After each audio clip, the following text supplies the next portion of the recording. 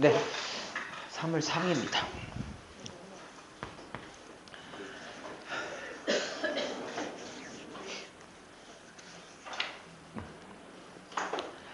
자, 사무엘 상입니다. 네. 사무엘상은 1장부터 31장까지 구성되어져 있습니다. 잘 알고 있는 사울 얘기와 다윗 얘기가 주로 나오고 있습니다. 다윗이 16장부터 등장을 합니다. 그 전까지는 15장까지는 사무엘이 사울을 선택하는 장면, 또 사울이 선택을 받아 초기에는 잘 사역을 감당하다가 조금씩 타락하는 장면. 그럼 이제 16장부터 꼬마는 아니고 청소년 다윗이 등장하고, 이제 16장 이후로부터는 바로 사울이 다윗을 시기하여 다윗을 죽이려고 하는 다윗의 고난 장면이 막 펼쳐지고, 이제 사무엘상 마지막 장인 31장에는 이제 사울이 죽음을 맞이하는 것으로 31장이 끝나고 있습니다. 그러나 이런 장별 구별이 의미가 없는 것은, 사실은 저자가 누구인지 확실히 하지 않지만 누구든 간에 사무엘 상하서는 한 권으로 사무엘서라는 이름으로 한 권으로 묶여 있지, 우리처럼 원투권으로 분류하지 않았기 때문에 사무엘 상하를 나눈다는 건 특별히 의미는 없어 보입니다. 그러나 굳이 말하자면 사무엘 상은 사울과 다윗 얘기입니다. 이해하셨죠? 그리고 사무엘 상에서 31장에서 사울이 죽고, 사무엘 하는 주로 이제 다윗 얘기만 나옵니다. 그리고 이제 다다음 달에 배우게 될 열왕기 상은 주로 솔로몬 얘기입니다. 주로 열왕기 상은 주로 솔로몬 얘기고, 이제 열왕기 하는 이제 남북 39명의 패망의 역사를 주로 다루고 있습니다. 이렇게 사무엘 상하, 열왕기 상하, 역대 상하, 이렇게 6권은 사울 왕으로부터 시작하여 저 마지막 왕, 남유다 20대 왕인 시드기야가 끌려가는 것까지 총 한 42명, 아달랴라는 여왕을 빼면 41명, 치면 42명, 빼면 41명, 남자만 빼면 이렇게 41명 혹은 42명의 왕의 치적과 잘못과 혹은 잘한 점, 이 모든 것들을 6권에 걸쳐서 41명 혹은 2명의 왕의 신앙의 행적, 또 정치적인 업적, 또 잘못한 점, 이런 것들을 6권 걸쳐서 하고 있습니다. 그래서 통일왕국 120년, 다시 말하면 사울 40년, 다윗 40년, 솔로몬 40년, 이것을 통일왕국 120년이라고 하고, 솔로몬이 죽고 나라가 분열돼서 북이스라엘 10지파, 남유다 2지파가 수백 년을 이어가는 이 분열왕국, 그리고 그 끝까지가 바로 6권 왕들의 이야기가 되겠습니다. 이해하셨죠? 네. 이 6권의 첫 번째 권인 사무엘상을 공부합니다. 이제 사울을 등장시키려고 하는데, 사울을 등장시키기 전에 사사기와 사사시대 350년과 통일왕국 120년을 중간을 이어주는 가교 역할을 하는 사람이 등장해야 하기에 사무엘을 등장시키려고 합니다. 그러면 사무엘이 등장하려면 또 사무엘의 선배 목사였던 엘리가 또 등장을 해야겠죠? 이런 구도를 갖고 있어요. 그래서 사무엘은 사사시대와 왕정시대, 통일왕국 시대를 이어가는 가교 역할, 브릿지 역할을 하고 있는 사람으로 1장부터 이제 등장을 하려고 합니다. 이해하셨죠?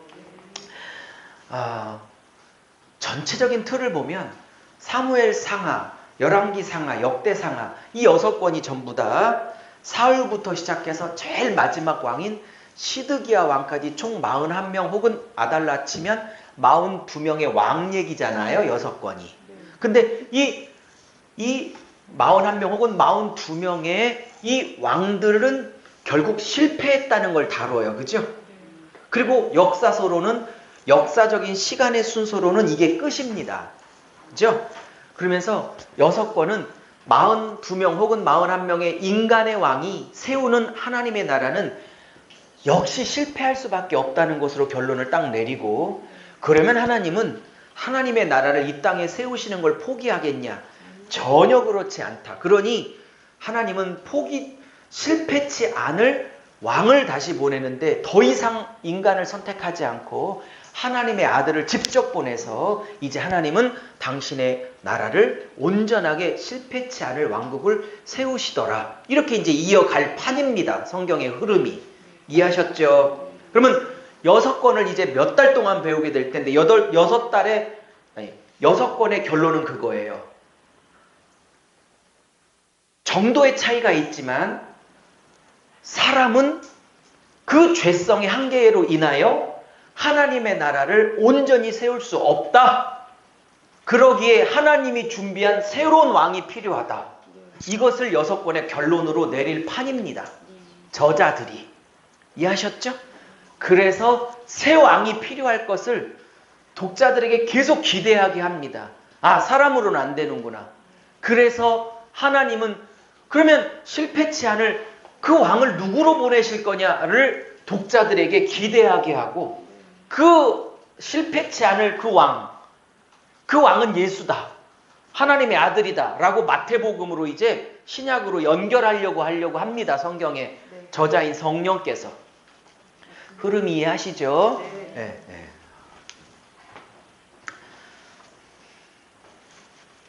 날씨가 꿉꿉해서 이렇게 그러신지. 네. 네. 자, 아까 룻기는 넉 장밖에 안 돼서 글씨가 컸는데 이거는 31장이라 현수막이 5m짜리 넉 장을 했는데도 워낙 내용이 많아서 좀 글씨가 작네요. 네. 그래도 보이시나요? 네. 네.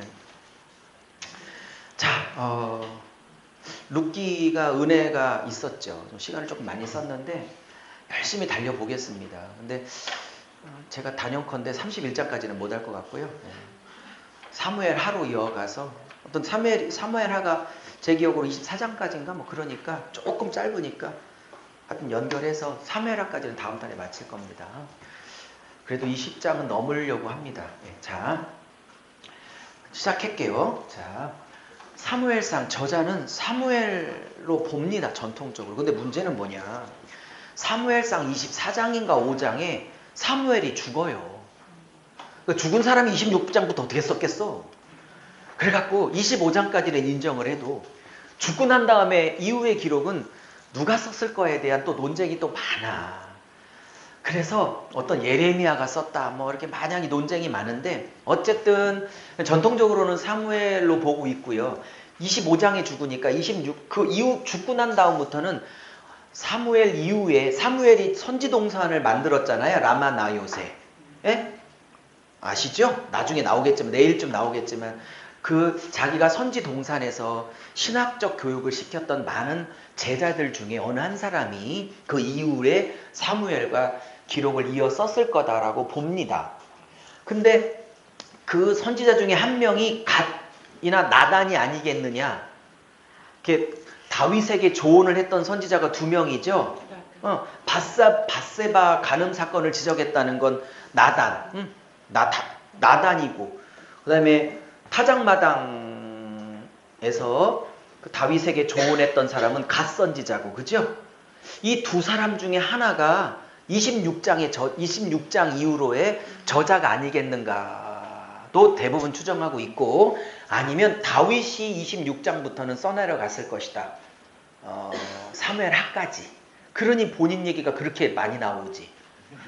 갓과 나단이 알기에는 너무 다윗의 심중에 있는 얘기가 사무엘 하에 너무 많이 나와서 광야에서 쫓길 때 다윗이 혼자 생각했던 얘기들이, 근데 그걸 다 갓과 나단이 어떻게 알겠냐. 그래서 다윗이 아마 이 사무엘 이후에 25장 이후에 죽고 난 다음에 아마 이어서 썼을 거다 보는 이론도 팽팽하고, 근데 많이 중요하지 않아요. 그게 사무엘이든 갓이든 나단이든 심지어 다윗이든 그럼 뭐가 중요해? 성령이 쓰신 거지 뭐. 아멘. 학자들끼리는 이것 갖고 논쟁을 벌이고 있다. 왜냐면 25장에 죽었으니까. 그러면 사무엘상 25장에 죽었는데 사무엘상 25장 이후로부터는 죽은 사람이 쓸 수는 없잖아. 그 이유를 누가 썼느냐를 가실까? 나단일까? 아니면 다윗일까? 뭐 이렇게 보고 있다는 거죠. 확실한 건 유석영은 아니야. 중요한 건 아니고 성령이다. 성령님. 학문적인 것을 말씀을 드렸고, 자, 기록 목적은요. 저거 제가 정리한 건데 완전 단순하게 정리했습니다. 첫째, 사사시대가 마무리되었고 이제 왕정시대가 시작되었음을 선포하고, 사사시대와 통일왕국시대, 즉 왕정시대를 사무엘이 어떻게 가교 역할을 했는가, 그 가교 역할에 관해서 기록 목적을 갖고 있고요.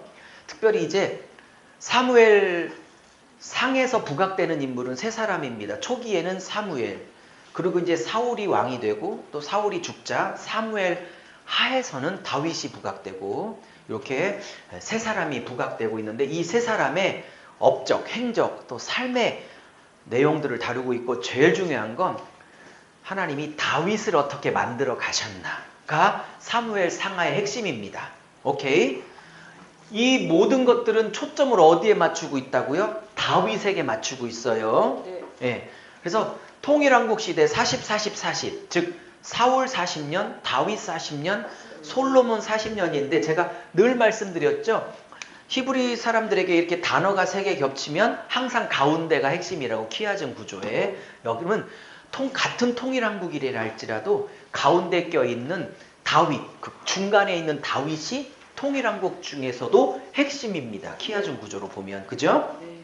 그리고 이 다윗은 예수를 상징하는 거기 때문에 여러분 에스겔서 34장에 가면 아예 예수 그리스도를, 하나님이 보낼 메시아를 하나님은 에스겔을 통해서 이렇게 선포해요. 내가 내 목자 다윗을 보내리니.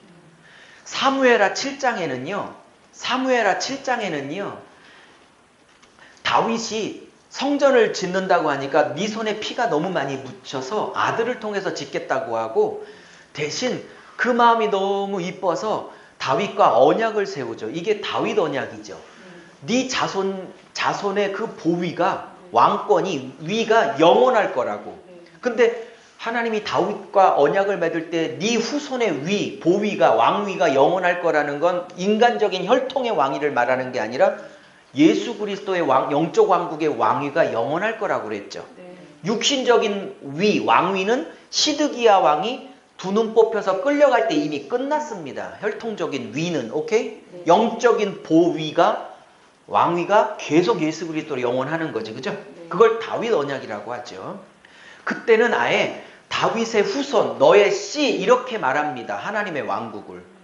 근데 에스겔서로 가면 이에 다윗의 후손, 다윗의 자손, 뭐 다윗의 씨 이런 말을 그냥 다 생략해버리고 아예 목자 다윗을 보내리니. 내 목자 다윗, 그리고 그냥 예수를 다윗으로 그냥 등가시켜버립니다. 에스겔서에 가면. 그게 34장입니다. 이해하셨습니까? 그러므로 다윗은 그냥 다윗이 아니고요. 예수 그리스도를 전형적으로 상징하는 대표주자입니다. 그래서 이 모든 것들이 다윗 왕국에 초점을 맞추고 있다. 오케이? 네. 그래서 다윗 그러면 하나님이 보내실 메시아라고. 다윗 그러면 메시아. 물론 다윗이 메시아란 게 아니에요. 또 거의 등가처럼 여기고 있기 때문에 마태복음 1장에 족보가 14대 14대 14대 42대가 나오고, 그죠? 그 42대가 6명의 왕을 생략하고 있다고 말씀을 드렸죠. 마태복음에 6명을 제대로 두면 42대가 안 나와요. 근데 14, 14, 14 42대를 맞추려고 6명을 무리하게 빼면서까지 42대로 맞추고 있는 건 다윗이라는 히브리어를 알파벳 숫자로 이렇게 계산하면 뭐예요? 14라는 숫자가 나온다고 그랬죠? 그래서 14, 14, 14를 강조하고 있는 건 이 족보가 다윗 족보라고 말하는 거거든요. 에? 마태복음 들으신 분 한번 손 들어보세요. 저한테 마태복음. 그래서 대답이 없구나. 거의 안 들으셨네요. 후반기에 결합하신 분이 많으시는 거네. 마태복음 꼭 들어야 돼요. 나중에. 어쨌든 이게 다 연결되는 거거든요. 그러면 여러분, 제가 어제 깨달은 건데, 아달랴를 빼면, 아달랴를 치면 구약의 왕이 42대예요. 사울부터 시드야까지 북왕국 남왕국 다 쳐서. 그죠? 아달랴 빼면 41대야. 근데 마태복음 1장의 족보가 42대야. 실제로 사면 41대야. 왕이 지금 41대, 42대 숫자가 똑같아. 지금 이게 왕 숫자와 이쪽 마태복음의 족보의 개수가, 대수가. 깜짝 놀랐죠. 의미가 있는 거죠. 자, 그러면서 이제 4번이 빠졌네. 이거 4자인데 이 사무엘 상하는요. 자, 사무엘 상하는요. 주제가 뭐냐? 하나님이 원하시는, 하나님이 마음에 꼭 맞는, 사도행전식으로 말하면 내 마음에, 즉 하나님 마음에 합한 왕의 자격은 무엇이냐를 다뤄요. 주제가. 그래서 사울은 하나님이 왜 마음에 합하지 않았다고 하시며, 왜 다윗은 하나님이 마음에 합한 왕이라고 하셨는지, 하나님이 마음에 합한 왕의 자격 혹은 자세가 뭐냐를 다뤄요. 오케이? 그게 사무엘 상하입니다. 자, 반대로 잘 적어보세요. 열왕기 상하는, 다시 사무엘 상하는 하나님이 마음에 꼭 들어하는 왕의 자세는 뭐냐를 다루는 게 사무엘 상하입니다. 그럼 열왕기 상하는 뭐냐? 왕의 사명이 뭐냐를 다뤄요. 왕의 사명이. 네? 그러면 열왕기, 이거는요 그냥 드리는 말씀이 아니라 이 6권을 다 공부해보고, 미리 공부해보고, 그 권의 특징이 다르기 때문에 말씀을 드리고 있는 거예요. 다 통째를 뚫어서. 열왕기 상하는요 되게 많은 남북의 왕이 39명이 등장하지만 딱 하나예요. 왕의 사명은 뭐냐? 하나님이 왕에게 요구하는 사명이 뭐냐? 그것은 말씀을 순종하고 말씀을 가르쳐야 될 사명이야. 즉 말씀 사역자로서의 사명을 요구해요. 그러면 역대상하에서 왕의 사명은 뭐냐? 역대상하. 역대상하는 또 열왕기 상하랑 관점이 확 다릅니다. 역대상하의 왕의 사명은 뭐냐? 예배 회복이에요. 제사 회복이라고. 성전 회복이라고. 네? 이렇게 일단 큰 틀만 알고 가셔야 돼요. 예스? 이렇게 왕 얘기가 6번이 나오는데 이렇게 사무엘서, 열왕기서, 역대서 이렇게 세 덩어리가 왕 얘기를 똑같이 하고 있는데 초점이 다르다는 걸 파악하는데 꽤 오랜 시간이 걸렸어요. 꽤 오랜 시간이. 많은 고민을 통해서. 자, 일단 사울과 다윗을 주로 다루고 있는 이 사무엘서는 하나님은 누구를 마음에 들어 하시냐. 하나님이 꼭 마음에 합하다고 하시는 목사의 삶의 태도와 목회의 자세는 어떻게 해야 되는 것이냐. 이걸 이제 배울 거니까 굉장히 재밌죠. 자, 제가 단언하건대 진짜 재밌을 겁니다. 자, 구조를 짰는데요. 구조는 이게 사무엘 상만 짤 수가 없어요. 왜? 한 권이니까. 그래서 사무엘 상하를 전체를 한 권으로 보고 짠 겁니다. 키아준 구조로. 제가 쓴 책 구약 관통책에는 더 자세하게 잘 나와 있습니다. 자, 그러면 두 권을 한 권으로 보면 사무엘 서론은 A입니다. 1장부터 2장 12절까지예요. 이거는 뭐냐면 한나와 분인나의 갈등으로 시작돼서 한나가 너무 자식 없는 것 때문에 분인나에게 괴롭힘을 당하니까 성전 들어가서 울면서 하다가 엘리 선지자에게 내년 이맘때쯤 아이가 있을 거라는 그 예언을 듣고 또 실제로 사무엘을 낳고, 그러면서 2장에 총 아들 셋, 사무엘 말고도 아들 셋, 딸 둘을 낳죠. 3남 2녀를. 그걸 다 경험하고 이제 노래를 하고 하나님 앞에 기도를 하는 노래와 기도의 시가 있습니다. 그걸 소위 한나의 노래라고 하는데 유명하게 그 노래가 나오는 게 서론입니다. 근데 사무엘 하를 잘 가면 사무엘 하도 다윗이 인생을 마무리하면서 평생 자기를 이 자리까지 인도하셨던 하나님의 은혜와 역사를 노래와 기도로 시로 지어 하나님 앞에 올려드립니다. 이게 A-입니다. 그래서 이게 기가 막힌 키아진 구조죠. 새끼손가락과 같아요. 앞부분은 한나의 노래와 기도, 제일 끝부분에는 다윗의 노래와 기도, 이렇게 딱 정확하게 맞물려져 있습니다. 그냥 쓰여진 게 아니죠. 자, 큰 틀만 봅니다. B는 뭐냐면요, B와 B-는요 아주 혼란한 정국을 얘기합니다. 혼란한 정치 상황, 혼란한 종교 상황, 타락한 시대 상황. 그래서 혼란이라는 단어로 B와 B-를 묶어낼 수 있어요. 차이점은 뭐냐? B는요 2장 13절부터 7절까지인데요. 예, 7장까지인데요. 7장까지는요 사울이 세워지기 전입니다. 8장부터 사울이 왕으로 세워지면서 왕정시대가 시작돼요. 오케이? 그러면 7장까지는 왕이 있기 전, 즉 사사시대와 왕정시대의 그 과도기입니다. 8장부터 사울이 등장하니까. 예스? 그래서 얼마나 이 시대가 종교적으로 타락하고 있는지, 특별히 엘리의 타락과, 엘리가 타락했다기보단 엘리의 영적인 무기력과, 그리고 그 두 아들 홈리와 비느하스죠.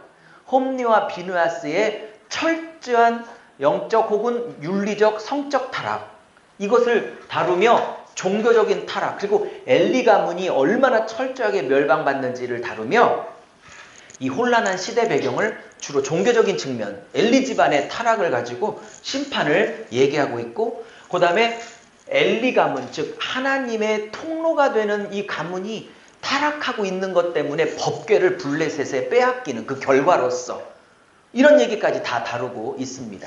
반면 내 다음 달에 배우게 될 사무엘 하로 가면 역시 이때도 혼란입니다. 똑같이 혼란입니다. 근데 이 B-는 사무엘 하입니다. 이게 11장부터 21장까지인데 사무엘 하가 이 혼란이 언제부터 시작되냐면 11장부터 시작됩니다. 근데 사무엘하 11장에 가면 밧세바를 범하는 일이 사무엘하 11장입니다. 그러면 사무엘하 10장까지는요 다윗이 승승장구합니다. 군사적으로, 정치적으로, 영적으로, 신앙적으로 퍼펙트예요. 흠잡을 데가 없어요. 11장부터 나누어지기 시작합니다. 밧세바를 범하면서. 그래서 그때부터 이제 막 하나님이 심판을 예고한 것처럼 막 강간 사건이 있고, 비록 이복 형제지만 막 압살롬이 암놈을 죽여버리고, 뭐 같은 형제끼리 막 칼부림이 나오고 막 온갖 사건이 다 벌어지는 다윗의 아픔이, 혼란한 전국이 막 펼쳐지기 시작합니다. 이해하셨죠? 너무 재밌죠? 자, 그러면 중간이 C입니다. 사무엘 상하를 다 보면 중간이 C인데, 이게 바로 사무엘상 8장부터, 즉 사무엘상 8장은 사울이 처음으로 등장하는 장면이에요. 사울이 등장해서 다윗이 사무엘하 10장에 승승장구할 때까지, 밧세바 사건 직전까지가 키아준 구조로 보면 딱 배꼽입니다. 이해하셨죠?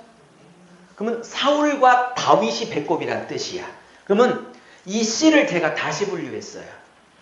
배꼽을 다시 분류했다고. 그러면 이 배꼽을 소문자로 보면 사울이 제일 처음에 나오는 사무엘상 8장부터 15장까지가 사울의 통치예요. 오케이? 그리고 16장부터 다윗이 처음으로 나와요. 왜? 사무엘 선지자가 2세 집에 가가지고 7명 아들 다 기름 부으려고 했는데 하나님이 노 그러잖아요. 또 없냐 그랬더니 막내 하나 남았는데요. 뭐 그러면서 다윗이 그때 기름 부음 받잖아요. 그게 16장이에요. 다윗이 처음으로 나오는 장면이. 여기가 소문자 A-의 핵심이에요. 오케이? 그리고 그게 사무엘상 31장까지가 사울이 죽어요. 여기가. 그러니까 핵심은 뭐냐? 이 사무엘상하 전체 핵심은 뭐냐면 다윗이 선택받고, 선택받은 다윗을 죽도록 죽이려고 사울이 시기질투했다가 결국 본인이 죽는. 그러니까 결국 다윗과 사울의 갈등, 요게 사무엘상하의 핵심 배꼽 부분입니다. 이해하셨죠? 이렇게 큰 틀을 보고 들어가야 돼요. 키아진 거죠. 그러면 요 B 부분, 다윗이 선택받고 하나님의 선택을 받은 다윗을 죽이려고 끝까지 용을 쓰다가 결국 본인이 죽어가는, 즉 다윗과 사울의 싸움, 여기가 사무엘상하의 핵심이라면 이 사무엘상하의 메시지는 뭐냐? 다윗을 하나님이 사울의 핍박을 통해서 어떻게 만들어 가셨는가, 고난을 통해서 다윗을 어떻게 만들어 가셨는가가 사무엘상하의 핵심 말씀인 거예요. 오케이? 이해하셨죠? 네, 네. 자, 들어갑니다. 자, 큰 틀 보셨죠? 자, 이제 사무엘상 1장 갑니다. 1장하고 2장 11절까지는 A입니다. 서론입니다. 한나의 노래입니다. 1장은 한나의 고난과 기도, 2장은 응답받고 하나님이 한나가 기쁨으로 노래와 시를 하나님 앞에 올려드리는. 자, 1장 가죠. 자, 엘가나가 나옵니다. 이름은 좋아요. 엘, 하나님이란 뜻이고, 그렇죠? 예. 엘가나 그러면 하나님이 소유하셨다. 이걸 명사로 처리하면 하나님의 소유란 뜻이에요. 참 이름은 좋아요. 엘가나는 하나님의 것이었어요. 하나님이 소유한 자였어요. 할렐루야. 우리도 이 시대의 엘가나죠. 예수의 피로 하나님의 소유가 된 자입니다. 그러면 하나님의 것이면 하나님의 것답게 살아야지. 그죠? 근데 아까 엘리멜렉이 나의 왕은 하나님이시다, 하나님이 나의 왕이다, 그렇게 이름은 받아놓고 전혀 이름대로 살지 않은 것처럼 엘가나도 하나님의 소유라면 소유답게 살아야 되는데 절대 이름답게 살지 않습니다. 더군다나 이 엘가나는 제사장 집안입니다. 그런데 많은 분들이 이 엘가나가 제사장 집안이라는 걸 전혀 모르고 사무엘상을 강의를 시작합니다. 그러니까 메시지가 깊지를 않게 돼요. 왜냐하면 이게 엘가나가 제사장 집안 레위 지파 출신이라는 걸 전혀 사무엘상 1장은 말하지 않기 때문에 그냥 에브라임 지파 사람인가 보다 이러고 해석하니까 메시지가 안 나오기 시작해요. 왜냐면 1장 1절 2절 3절 보면 그가 에브라임 출신이라고 하니까 뭐 에브라임 사람인게비요. 그래서 레위 지파, 즉 목사 지파, 특별히 레위의 아들 중에 게르손, 고핫, 무라리가 있었는데 주로 대제사장을 배출했던 고핫 가문 출신이거든요. 정통 제사장 출신이란 말입니다. 오케이? 그럼 어떻게 하느냐? 역대상 6장으로 가면 명백하게 족보에 엘가나가 레위 고핫 가문이라고 명백하게 말하고 있거든요. 그러니 성경을 좀 통정적으로 보셔야 하는 거죠.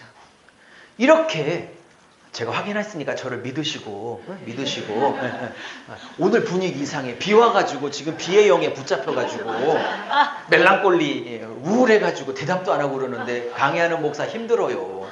늘 얘기하지만 동종업적끼리 오면 안 된다고 그랬죠 제가. 네? 그러니까 이 레위인이 정통 대사장 집안을 배출했던 고핫 가문이, 그러면 게르손, 무라리, 고핫 이렇게 세 아들이 있었는데 이 고핫 가문은 아론을 배출했던 지파이기 때문에 정통 제사장 가문이에요. 같은 레위인이라도. 오케이? 거기에 엘가나가 있다면 이 사람이 지금 마누라가 둘이 있다는 건 아내가 둘이 있다는 말 속에서 이미 얼마나 맛이 갔는지. 그러니까 일방 백성을 말하기도 전에 목사가 세컨드 마누라를 갖고 아내를 치유하고 있다는 것 자체가 이미 이 시대가 얼마나 하나님을 떠난 시대인지를 벌써 두 아내를 통해서 말하고 싶은 거예요. 근데 그거를 목사 집안이라는 것을 알지 못하면 이 메시지가 안 나오게 됐어요, 설교에. 네? 그러면 왜 이 레위 지파가 에브라임 땅에서 살고 있었냐? 얘기했잖아요. 여호수아에 레위 지파는 전국토 48개 성읍에 흩어놨다고, 말씀 가리키라고. 그래서 엘가나에 살지만 이 사람은 고핫 자손 레위 지파라고요. 역대상 6장에 명백하게 문자로 얘기하고 있죠. 그죠? 그리고 이 사람의 이름을 쫙 씁니다. 이 사람 엘가나의 족보를 쫙 써요. 뭐 제가 다 안 읽겠지만 성경에서 누구 아들, 누구의 증손, 뭐 이렇게 누구의 뭐 손자 이렇게 나왔다는 그 집안이 그 지역에서 꽤나 명문가문이란 뜻이에요. 네?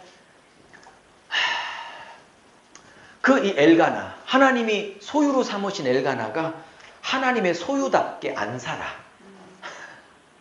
고핫 자손 레위 정통 집안 사람답게 안 살아. 첫 번째 아내를 뒀는데 한나입니다. 한나. 네. 한나라는 히브리어는 은총을 받은 여자란 뜻이에요. 그래서 한나라는 이름 되게 많죠. 네, 네. 한나. 이름 잘 져야 돼요. 네, 이름 잘 져야 돼. 그 안에 그에게 두 아내가 있다 이 말 자체에 이미 이 시대가 영적으로 얼마나 타락한 시대였나. 그러니까 목사가 두 아내가 있다는 건 일반 백성은 굳이 떠들어 보지 않아도 된다 이런 뜻이에요. 한 사람의 이름은 한나요. 한 사람의 이름은 분인나래, 모퉁이, 구석 이런 뜻이에요. 구석 뭐 이런 뜻이야. 모퉁이, 구석. 근데 이 본부인인 한나는 자식이 없는데 분인나는 자식이 있다는 거예요. 한나는 자식이 없다는 거예요. 자, 그 당시 제사장은 엘리 제사장이었습니다. 엘리는 여호와는 높으시다 라는 뜻을 갖고 있어요. 이름은 좋죠. 여호와는 높으신 위대하신 분이다. 높으신 분이다. 이렇게 엘리를 소개합니다. 엘리를 소개하는 건 엘리와 사무엘을 대조하려고 지금 소개를 하고 있는 거예요. 엘리의 두 아들 중에 홈니와 비느하스가 있었습니다. 여러분 그 아론의 3대 손인 그렇죠? 모압 여자와 간음하고 있는 이스라엘 남자를 여인과 함께 뚫어서 죽였던 그 민수기의 그 비느하스하고 다른 겁니다. 다른 사람이에요. 다른 사람이니까 동일하게 생각하지 마시고 비느하스가 여호와의 제사장으로 섬기고 있었습니다. 자, 이제 이렇게 놓고 이제 이 집안의 갈등을 소개합니다. 엘가나가 자기의 재물의 분기를 그의 아내 분인나와 그의 모든 자녀에게 줬대요. 분인나에게 줬대요. 아들을 낳고 자식을 낳았으니까. 그리고 한나에게는 갑절을 줬대요. 그러니까 마음은 애를 못 낳았지만 마음은 누구에게 있었다? 사랑은 한나. 근데 분인나를 취한 건 아마 주석가들은 어쩔 수 없었다 막 그렇게 얘기해. 아들을 낳으려고 분인나를 통해서 아들을 보려고 했지 뭐 특별히 타락해서. 근데 그렇게 보진 않아요. 저는. 어쨌든 이건 영적 타락을 의미하는 게 맞는 거고, 그래서 전 이유가 그를 사랑했다 이렇게 말하고 있습니다. 그런데 재밌는 게 있어요. 이 한나가 임신하지 못하게 한 게 생리적인 육체의 문제가 아니라 바로 여호와의 일하심이었다고 말해. 여호와께서 한나에게 임신하지 못하게 하셨대요. 그러니까 한나의 고난과 고통도 하나님이 허락하셔서 지금 겪고 있는 고난과 고통이라는 거예요. 그러니까 엘가나 쪽이나 한나 쪽에 육신의 문제가 있었던 게 아니에요. 왜 그랬을까요? 왜 한나에게 하나님은 멀쩡히 임신할 수 있었는데도 불구하고 굳이 못하게 하면서까지 한나에게 고통을 주고 계셨을까요? 이것 때문에 분인나에게 당했던 한이 얼마나 또 커요. 그죠? 한나 개인적으로는 미리 답을 드리면 하나님께서 우리에게 그게 한나처럼 자녀를 못 낳는 고통이든 뭐 우리가 당하고 있는 영적 육적 어떤 고난이든 간에 하나님께서 우리에게 고난을 주시는 건 기도의 자리로 부르시는 거라고. 결국 말하자면 사무엘을 낳게 하시려고 하는 거예요. 나중에 더 깊이 말하겠지만 하나님이 한나랑 할 얘기가 있어요. 아직 이 얘기를 다 이해하지 못하십니다. 조금만 기다려보세요. 한나랑 하나님이 하고 싶은 얘기가 있어. 그 얘기를 한나가 뭐라고 그러냐면, 한나가 막 조용조용 기도하고 있으니까 엘리가 나중에 와서 너 술 먹었지? 그러니까 술 먹은 게 아니고 하는 얘기가 있어요. 내가 하나님하고 심정을 통하고 있다고. 어디죠? 여기 있네. 심정을 통하다, 샤팍 그렇게 나오는데 지금 한나를 임신 못하게 하신 것도 하나님이고, 그래서 그가 그 한 때문에 하나님 앞에 달려나오게 하신 것도 하나님이고, 근데 하나님이 한나랑 서로 마음을 통할 게 있었어요. 그러니까 하나님도 한나에게 쏟아부고 싶은 당신의 마음이 있었고, 한나도 하나님께 마음을 쏟아부고 싶은 게 있었어. 과부 사정은 누가 안다고요? 한나 사정은 누가 아냐? 하나님이 알고. 하나님의 지금 무너지고 있는 속 끓는 사정은 한나만 알아. 왜냐면 한나가 겪고 있는 고통과 하나님이 겪고 있는 고통이 지금 같아가지고 지금 서로 통한 거야. 뭔 말인지. 그래서 하나님이 지금 답답한 자기 속을 나눌 친구가 필요해서 임신을 못하게 하셔서 불러들인 거야. 육체의 문제가 아니라. 뭔 말인지 하세요? 그러면 두 분의 고통이 같았다는 뜻이거든요. 내리고 오세요. 네, 두 분의 고통이 같았다는 뜻이거든요. 그러면 두 분의 고통이 왜 같는지, 왜 호렙이 심정을 과부만 알고 과부 심정을 호렙 심정 두 분이 아는 이유가 뭐예요? 처지가 똑같아.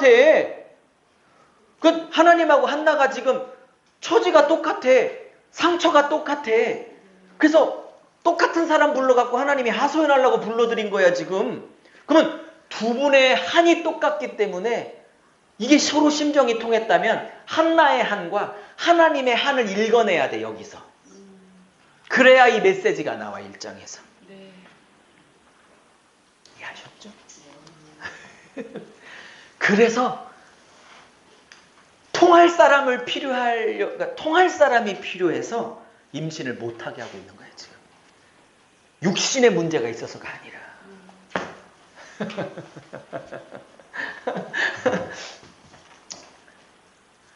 여러분, 근데 미리 얘기하겠지만 임신을 못하게 하시는 이도 하나님인데요. 하나님이 임신을 못하게 하신 것도 이유가 있고, 그걸 통해 한나를 불러들였고, 불러들인 자리에서 하나님 마음도 쏟아지고 한나의 마음도 쏟아져서 두 사람 마음이 딱 통했고, 한나가 전혀 알지 못했던 하나님의 마음도 알게 됐고, 이런 일이 다 이루어지고 하나님의 계획이 끝나니까 하나님이 한나에게 삼남이녀를 또 주어. 그러니까 룻기처럼 하나님이 비게 하실 때는 방법이 없어요. 임신을 못하게 하실 때는 방법이 없다고.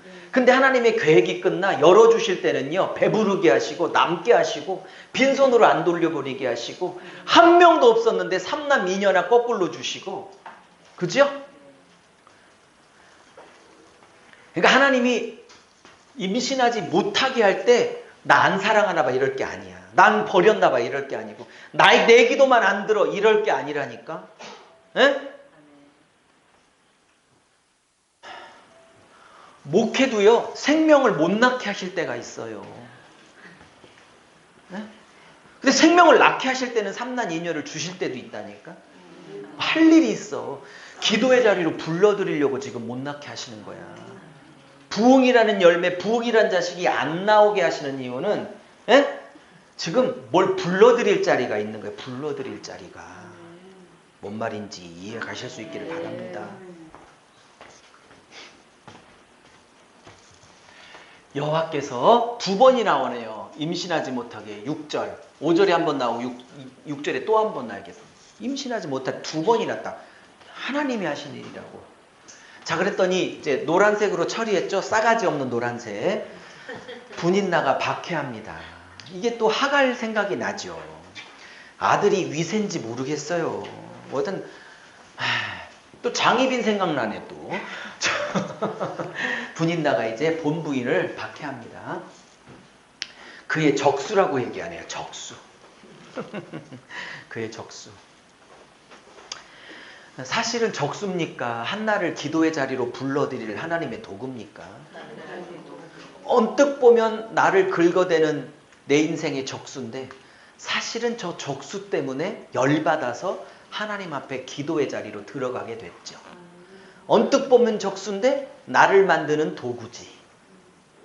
네? 거기다가 써놓으세요. 언뜻 보면 적수인데 사실은 나를 만드는 도구라고. 나를 기도의 자리로 불러들이는 도구라고. 아멘. 다 나를 좋아하는 성도만 있으면 기도의 자리 갈까요? 한두 분은 나를 그렇게 긁어대고 반대하는 분이 계셔야 무릎을 꿇을까요? 그죠? 한두 분 있는 게 좋아요? 다 광팬만 있는 게 좋아요. 네, 2번 광팬만 있으면 좋지 뭐. 네, 바로 이만이 돼요. 바로 이만이 돼, 광팬만 있으면. 자, 그의 적수인 분인나. 제가 분인나 안 썼나요? 네, 모퉁이, 구석. 네, 그 구석지에 있는 것이 중앙 자리를 차지해버리고 있어 지금. 어? 구석지에 처박혀 있어야 될 게 지금 위치를 까불고 지금 중앙으로 치고 들어오고 있단 말이야. 지금 이 말이. 이름도 그냥 나오는 게 아니죠. 본문을 잊어버리고 있다 이런 뜻이에요 지금. 격분하게 했대. 근데 심히 격분하게 했대요. 네, 심히. 원래 그냥 격분하게 안 해요. 하나님이 쓰실 때는 심히 격분하게 하지. 그게 맞아요. 왜? 적당히 격분하면 기도의 자리로 안 옵니다. 심히 긁어야 기도의 자리로 오죠. 분인다가 글을 격분 2번 쓰고 있네요. 그래서 한나가 울고 먹지를 않았어요. 그러면서 엘가나가 그래 한나에 어찌하여 그대의 마음이 슬프냐 몰라서 물어. 그러면서 최대 남자의 착각. 내가 그대에게 10 아들보다 낫지 않으냐. 참 그런 걸 보고 꼴값을 한다. 이렇게. 무슨 아내에게 남편은 일찍 죽어주는 게 최고의 사랑이죠. 자, 물론 돈 남겨주고. 자, 내가 그대에게 10 아들보다 낫지 않으냐? 참네. 하여튼 자기 착각 속에서 행복하게 삽니다, 이분. 그때 제사장 엘리가 여호와의 전 문설주, 그러니까 성막 문을 얘기하는 거예요. 성막 의자에 앉아 있었어요. 이런 단어들을 그냥 놓치면 안 돼요. 대제사장이 성막 문 앞에 있었다. 그것도 의자에 앉아서. 이거는 그냥 앉아 있었네 이런 뜻이 아니에요. 그가 영적으로 해야 될 일을 하고 있지 않았다. 이런 뜻이지. 대제사장은 하나님의 등불 앞에 있어야 되는데 분향단의 자리, 번제단의, 특별히 분향단 자리에 있어야 돼. 기도의 자리에, 성소의 자리에. 근데 여러분, 제가 레위기 강의하면서 저를 보세요. 레위기 강의를 거의 다 들었죠. 레위기 강의하면서 레위기에 거룩의 3중 구조가 있다고 그랬어요. 부정한 자리, 정결한 자리, 여기서 더 거룩하면 거룩한 자리. 이거를 사람으로 치면 부정한 백성은 이방 백성, 부정해서 예수 피로 어린 양의 피로 구원받았으면 정결의 백성 이스라엘. 여기서 하나님이 쓰시려고 더 구별한 사람들을 레위인. 오케이? 장소도 3중 구조가 있다고 그랬어요. 가운데 정결은 하나님이 임재하시는 정결 장소인 이스라엘 진. 여기보다 부정한 것은 이스라엘 진 밖에 있는 이방 지역. 그러면 가운데인 정결 지역보다 하나님이 더 구별한 자리는 성막. 됐죠? 그러면 거룩한 것도 거룩의 1, 2, 3가 있다고 말씀을 드렸어요. 3개월 전 거 다 기억나시죠? 네. 그러면 이미 성막이 거룩한데 거룩도 1, 2, 3가 있다고 그랬어요. 거룩의 원자리는 어느 자리냐면 번제단과 물두멍이라는 뜰. 오케이? 거룩의 투는 들어가서 성소 들어가서 번제단, 정금등대 떡상, 분향단이 있는 성소 거룩 2. 휘장을 건너서 법궤가 있는 거룩 3. 됐죠? 이렇게 거룩도 1, 2, 3가 있다고 그랬어요. 그죠? 부정, 정결, 거룩 안에서도 1, 2, 3. 그죠? 다 얘기했어요, 제가. 그러면 제사장은 지금 성막의 문설주, 즉 성막문 바깥쪽에 있어야 될 사람이 아니에요. 네. 성소의 자리에서 백성을 향해서 중보하고 있어야 될 사람이에요. 근데 그가 지금 그리고 원래 성막에서는 우리 이틀이나 공부했죠. 예, 성막도 지금 다 쳐서 나와 있으니까 좀 구입하셔서 좀 쫙 정리를 하세요. 다 정리를 해놨으니까. 원래 성막에는 의자가 있었을까요? 없었을까요? 없었어요. 늘 서서 일해야 됐어요. 근데 지금 앉아 있어요. 영적인 나태와 어떤 책임 방기와 그가 영적으로 무기력하고 할 일을 안 하고 있고 이런 얘기를 다 담아서 앉아 있다 이렇게 말하고 있는 거예요. 그리고 왜 성막에는 그게 뜰이든 성소든 지성소든 의자를 안 놨을까요? 한 번씩 누우면 좀 쉴 수도 있을 텐데. 왜 그런 줄 아세요? 제사장들은 예수 얘기하고 있는 거예요. 아까 룻기 얘기했잖아요. 쉬지 않는다니까. 재림 때가 될 때까지 하셔야 될 마지막 한 사람을 구원할 때까지 예수 하나님은 이 땅의 진정한 대제사장 예수는 쉬지 않는다니까요. 그래서 쉬는 의자를 안 놓는다니까. 에? 구속사를 담아내려고. 이해하셨어요? 네. 근데 나중에 저 뒤쪽에 엘리가 목이 불어서 죽을 때도 자기 아들 홈리와 비느하스가 죽었다는 소식을 듣고 충격 먹어서 죽을 때 의자에 앉았다가 목 부러져 죽죠? 처음부터 끝까지 계속 의자에 앉아 있어, 이 사람은. 영적인 나태함과 책임 방기와 해야 될 일을 하지 않고 있는 그 얘기를 좀 하고 있는 겁니다. 자, 어떻게 이렇게 영적으로 무기력하고 영적으로 참 무능하고 또 게으른 이 엘리 제사장이 대제사장으로 있었을 그때에 한나가 너무 마음이 괴로우니까 이제 어떻게? 여러분 이거 보세요. 제가 여러분의 성경 말고 단락표를 만들어 드리니까 이런 게 보여. 그냥 기도해, 괴로우니까 기도해. 그럼 우리는 기뻐서 기도해요. 우리도 괴로우면 기도해. 그래서 하나님 우리 얼굴 보려면 기쁜 일 많아야 돼요. 괴로운 일을 많이 줘야 돼. 이상한 논리에 꼬인 거야 지금. 사람은 기쁘고 행복하고 배부르고 등 따시면 기도의 자리에 안 갑니다. 적당히 목회가 아프고 적당히 인생이 아파야 기도의 자리에 가는 거지. 너무 심한 거 말고 적당히. 그래서 괴로워서 통곡했대. 그 괴로움 때문에 통곡하고 기도할 수만 있었다면 괴로움 자체는 복은 아니지만 그것 때문에 기도의 자리에 갈 수만 있었다면 그 괴로움도 어쩌면 역설적으로 복일 수 있으리라. 물론 괴로움 자체가 복이란 뜻은 아니지만. 그래서 한나가 이제 통곡하며 기도합니다. 서원하여 이르기를 만군의 여호와여, 그렇죠? 네. 만일 주의 여종의 고통을 돌보시고 기억하사. 이 단어가요 하나님의 마음을 움직이는 거예요. 왜? 하나님은 돌보시는 하나님이고 하나님은 아브라함의 약속을 기억하시는 분이라고 누누이 모세오경에서 말하고 있기 때문에 하나님이 어떤 분인가를 알고 그것을 움직이고 있는 거예요. 그러면서 주의 여정을 잊지 말아 주십시오. 그리고 그 한나가 하나님의 종이란 사실을 그가 고백하고 있어요. 나는 당신의 종입니다. 만약에 아들을 주시면 그 다음 달 분인 나에게 복수할 겁니다. 이렇게 안 해. 저 같으면 주시면 복수할 겁니다. 그럴 건데. 제가 요셉 귀하게 보는 건 국무총리가 돼서 제일 먼저 하면 제가 만약 요셉이라면 국무총리가 돼서 제일 먼저 할 일은요. 기근 해결이 아니었어요. 그럼요. 보디발 장군 아내 목을 치는 일을 제일 먼저 했을 거라고. 그것 때문에 3년을 억울하게 강간범으로 3년을 썩었는데 그것부터 제일 먼저 했겠지. 자, 아들 주시면 어떡한대요? 내가 나실인으로 바치겠다는 거예요.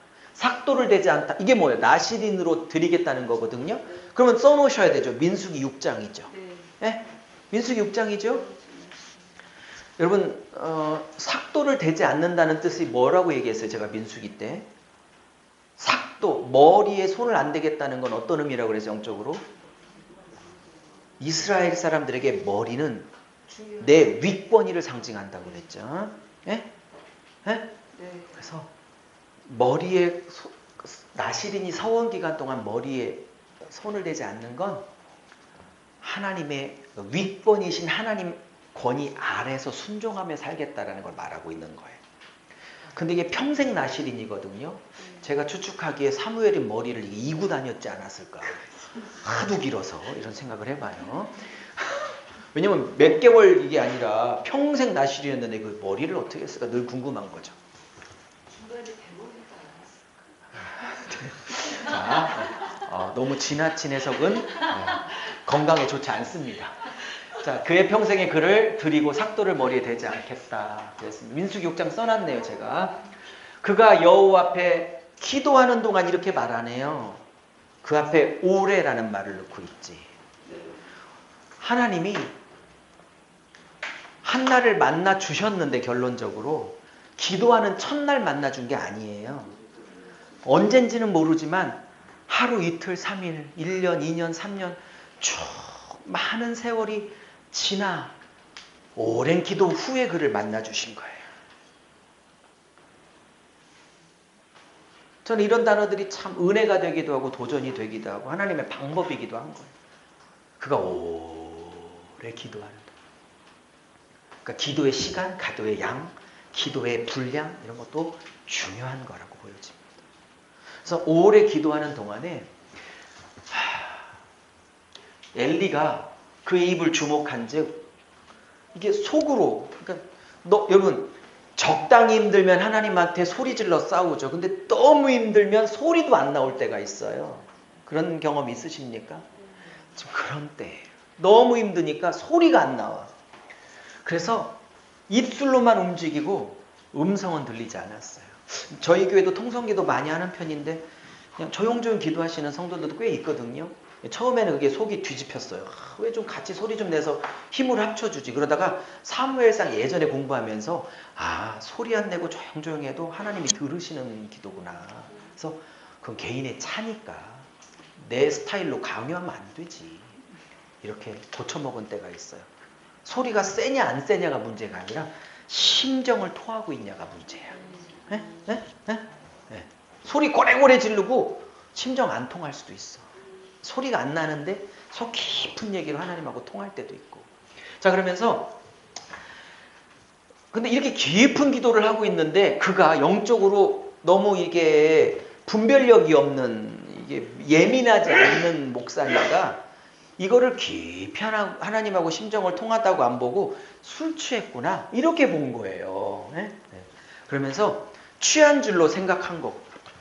엘리가 그에게 이르되 언제까지 포도주를 먹고 이렇게 취해가지고 난동을 부리냐? 뭐 이렇게 이제 끊어. 너나 끊어. 끊으라 했어요. 자, 한나가 억울하니까 이렇게 얘기해요. 내 주여. 여기서 주라는 단어를 기억해야 돼요. 지금 만약에 이런 엘리 같으면 저는 내 주라고 안 불렀을 거예요. 근데 이렇게 한심한 목사인데도 내 주라고 불러요. 다윗이 동굴에 갇혀 자기를 죽이러 온 사울의 옷자락을 살짝 빼고 창과 물병을 살짝 2번이나 이렇게 물론 다른 사건이지만 거두고 난 다음에 사울에게 왜 나를 죽였냐라고 따질 때 첫 마디가 내 주여 이렇게 나와. 주여라고 부를 만해서 한나가 엘리를 주여라고 부를 만해서 아니요. 사울도 그렇고 엘리도 그렇고 내 주여라고 부를 만해서가 아니라 사울과 엘리를 기름 부어 세운 하나님 때문에 주여라고 부르는 거예요. 이게 사무엘 상하에 무진장 중요해요. 하나님이 세우신 권위가 내 마음에 드냐 안 드냐가 관계없이 그를 세우신 하나님의 권위를 인정할 거냐는 사무엘 상하에 무진장 중요한 겁니다. 이해하셨어요? 아버지가 혹은 엄마가 사랑할 만해야 사랑하지. 제가 청년 집회 많이 하니까 막 울면서 맨날 그래. 상처 입은 청년들이 우리 엄마 아빠 사랑하고 존경할 만해야 하죠. 그러는데 사랑할 만하고 존경할 만해서 주여라고 부르는 게 아니라 그를 담임 목사로, 그를 사울로, 그를 대제사장으로, 그를 엄마 아빠로 세우신 하나님 때문에 주여 그러고 아빠 엄마라고 부르는 거라고. 이해하셨습니까? 그가 마음에 들어서가 아니라 이건 다윗에게 하나님이 철저하게 훈련시켰던 굉장히 중요한 내용이에요. 내가 섬기고 있는 양떼, 장로님, 권사님 다 마음에 들어서 섬기고 받드는 게 아니라 하나님이 함께 붙여주신 하나님의 권위와 하나님의 계획을 인정해서 섬기는 거라고. 이해하셨습니까? 내 주여 그렇지 아니하다. 나는 마음이 슬픈 여자라. 마음이 슬프죠. 그러니까 마음이 슬프니까 하나님 앞에 들어간 거예요. 그리고 이렇게 마음이 슬픈 인생들을 하나님은 또 부르셔서 더 슬픈 하나님의 마음을 쏟아붓기도 원하시고. 근데 제가 이런 얘기 들어보고 지금 자기가 아들 못 낳은 것 때문에 슬퍼서 들어갔어. 근데 하루 이틀 1년 2년은 자기의 신세 타령 때문에 들어갔는데 이게 기도가 오래 쌓이다 보니까 나보다 더 슬프신 하나님의 마음하고 심정이 통해버린 거야.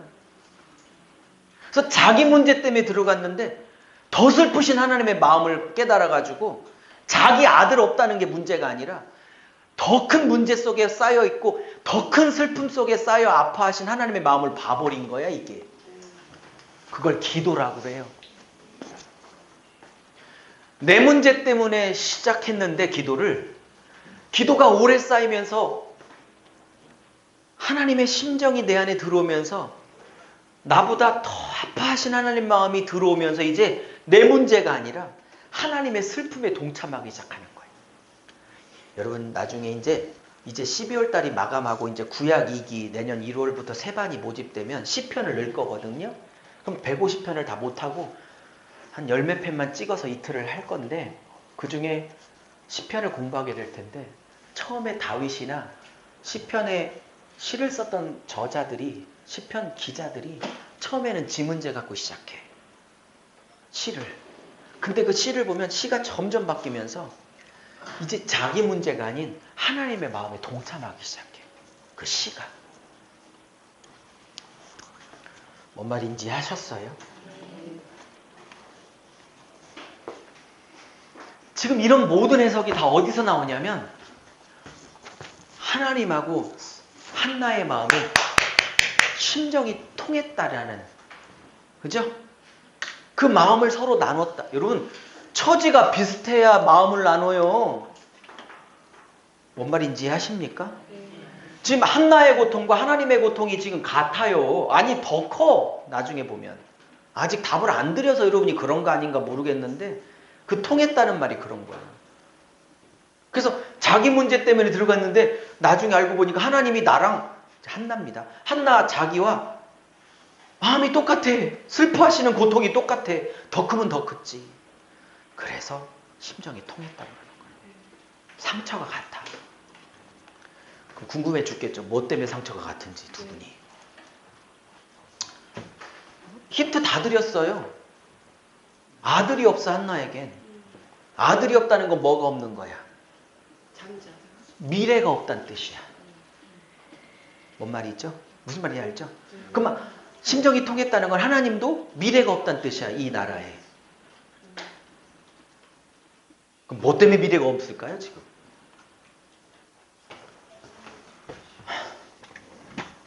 자, 힌트 다 드렸어요. 자, 그러면서 나는 마음이 슬픈 여자라 이렇게 자세하게 만드는데 포도주와 독주를 맞은 것이 아니고 내가 오래 기도하면서 내 심정을 하나님과 어떻게? 통하고 있다. 근데 이게 지금요 통했다라는 히브리어는 샤파크인데 이 샤파크가 쏟아놓다, 토로하다 뭐 이런 뜻이니까 마음을 다 토로했어요. 근데 이 샤파크란 단어를 심정이 통했다라고 번역한 건 진짜 신의 한 수야. 어쩌면 히브리 원문보다 이 번역이 한글 번역을 누가 했는지 모르지만 오래전에 수십 년 전에 수백 년 전에 했겠지만 너무 잘했어요. 이걸 토로했다 이렇게 해도 되는데 심정을 통했다고 한 건 진짜 신의 한 수야. 토로했다면 일방적으로 쏟아붓는 것처럼 말하지만 심정을 통했다는 건 일방의 대화가 아니라 쌍방의 대화를 말하고 있는 거거든요. 그죠? 그래서 저는 이 번역이 훨씬 더 좋아요. 박수 쳐드리고 싶어. 누가 했는지 모르겠지만. 그래서 한나의 마음만 쏟아놓은 게 아니라 하나님의 마음도 쏟아져서 둘이 마음이 통해버렸어. 처지가 같아서. 그러니까 이 아들을 낳고 젖이 뗄 동안만 키우고 바로 바쳐버리죠. 네? 마음이 바뀌질 않아. 왜? 이 아들 자체가 목적이었는데 나중에 알다 보니까 하나님의 더 크신 슬픔, 나도 슬픈 여자인데 하나님은 더 큰 슬픔을 갖고 계셔. 그 슬픔을 덜어드리려고 이 아들을 바쳐 하나님의 슬픔을 덜게 하려고 바치게 된 거야. 요만큼도 망설임 없이. 왜? 심정을 알았기 때문에. 그래서 기도의 깊이는 내 문제로 시작했지만 깊어져서 하나님의 마음을 동참하게 되는 걸 바라고 있는 거라. 할렐루야. 깊은 거예요. 자, 그러면서 이제 하니까 엘리가 평안히 가라. 그러면서 이 안 신령한, 이렇게 신령 없는 대목사가 선포를 합니다. 네가 기도하여 구한 것을 하나님이 허락하기를 원하노라. 그거를 신령한 사람이 했으면 아멘 하겠는데 그 영권이 인정이 안 된 사람이 그런 소리를 하니까 나 같으면 어이구 그러겠는데 이게 그거예요. 그 사람은 안 신령해 보이는데 그 사람을 세우신 하나님을 믿는 거야. 무슨 말인지 아십니까? 네? 그 사람은 안 신령한데 그 사람을 세우신 하나님을 믿고 이걸 아멘 해버린 거야 이게.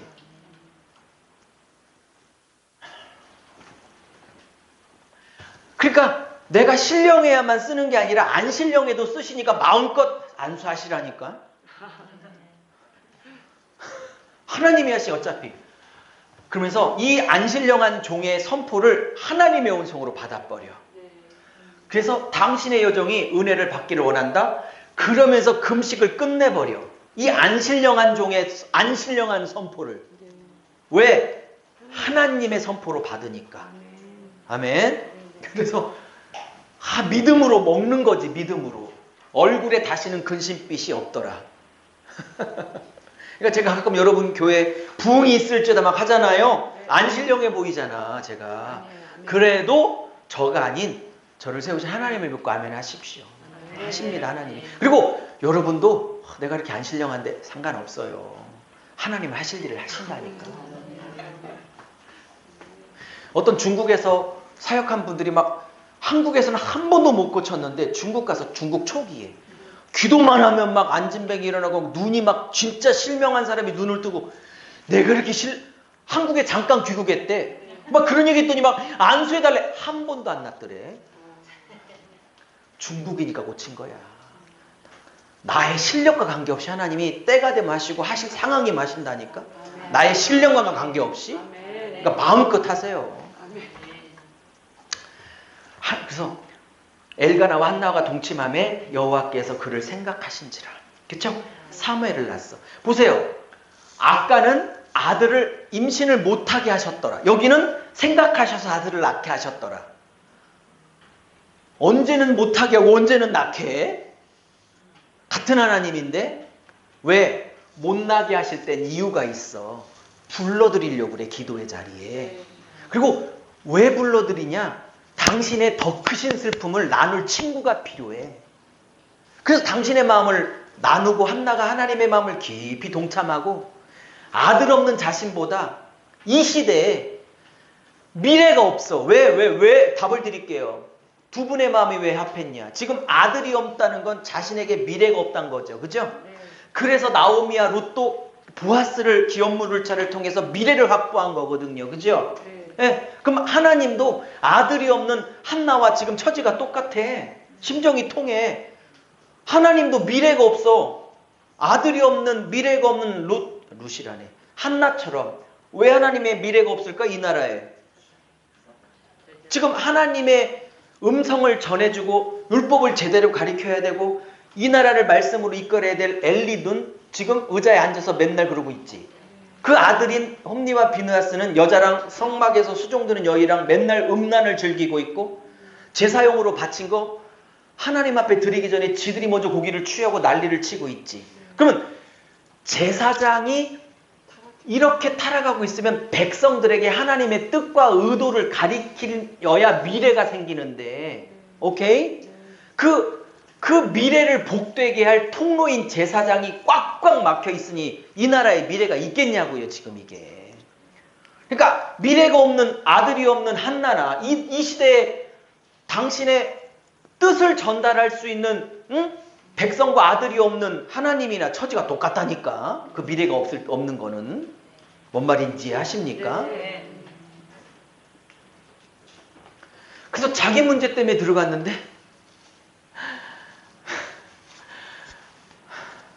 더 아파하시는 하나님의 마음을 본 거죠.